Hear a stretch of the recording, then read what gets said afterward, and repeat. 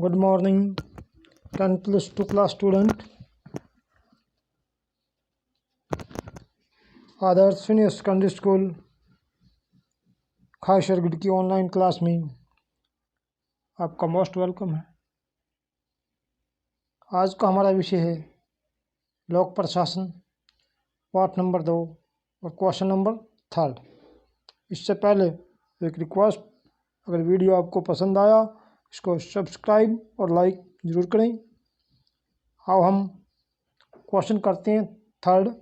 भारत के राष्ट्रपति की स्थिति का वर्णन करें। अति इम्पोर्टेंट क्वेश्चन है। दूसरा प्रश्न इसके अंदर है, भारत के राष्ट्रपति की शक्तियों और स्थिति का वर्णन कीजिए। अब हम क्वेश्चन नंबर जो सेकंड किया था पीछे, सेकंड क्वेश्चन के अंदर हम भारत के राष्ट्रपति की शक्ति और कार्य हमने कर लिए थे। अब हम इस क्वेश्चन के अंदर केवल भारत के राष्ट्रपति की स्थिति ही करेंगे। भारत के राष्ट्रपति की स्थिति, उचित स्थिति क्या है, इसके बारे में भिन्न भिन्न राय प्रकट की गई है। राष्ट्रपति की उपर्युक्त अनेक प्रकार की शक्तियाँ, विशेषकर संकटकालीन शक्तियों को देखकर ऐसा प्रतीत होता है कि वह एक शक्तिशाली पद का स्वामी है।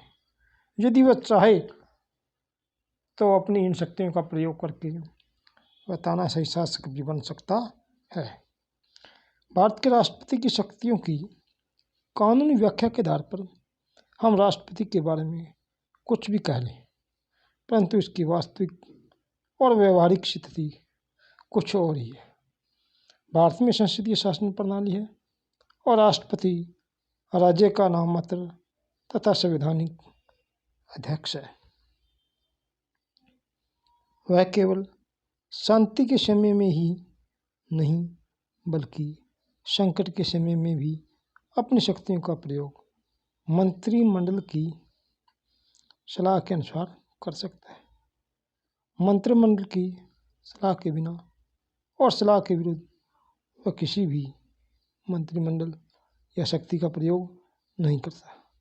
44वें संशोधन के अंतर्गत अनुच्छेद 74 में संशोधन करके एक व्यवस्था की गई है कि राष्ट्रपति को मंत्रिमंडल द्वारा जो सलाह दी जाती है, राष्ट्रपति मंत्रिमंडल को उस पर एक बार दोबारा विचार करने के लिए कह सकता है और विचार करने के बाद मंत्रिमंडल जो सलाह राष्ट्रपति को देता है वह उस सलाह को मानता है, अर्थात उसे मानना पड़ता है। उसका पद आदर और सम्मान का तो है, परंतु शक्ति संपन्न नहीं।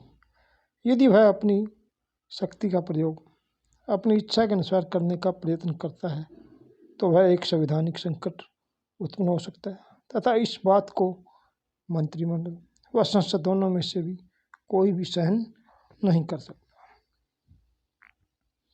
और उस पर महाभियोग लगाकर संसद द्वारा उसे अपदस्थ कर दिया जाएगा। 29 अप्रैल 1977 को मंत्रिमंडल ने कार्यवाहक राष्ट्रपति को 9 राज्यों की विधानसभाओं को भंग करके राष्ट्रपति शासन लागू करने की सलाह दी थी, जिस पर कार्यवाहक राष्ट्रपति बी.डी. जत्ती ने 24 घंटे के पश्चात 30 अप्रैल 1977 को अमल किया।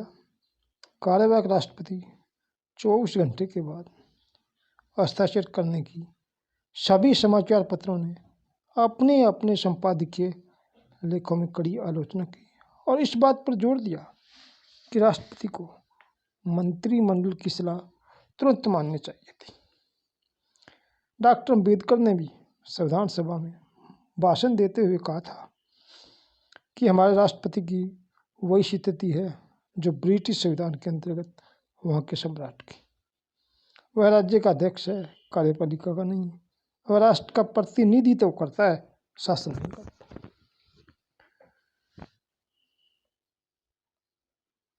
राष्ट्रपति निम्नलिखित शक्तियों का प्रयोग अपनी इच्छा के अनुसार कर सकता है। नंबर 1 का सलाह देने का अधिकार।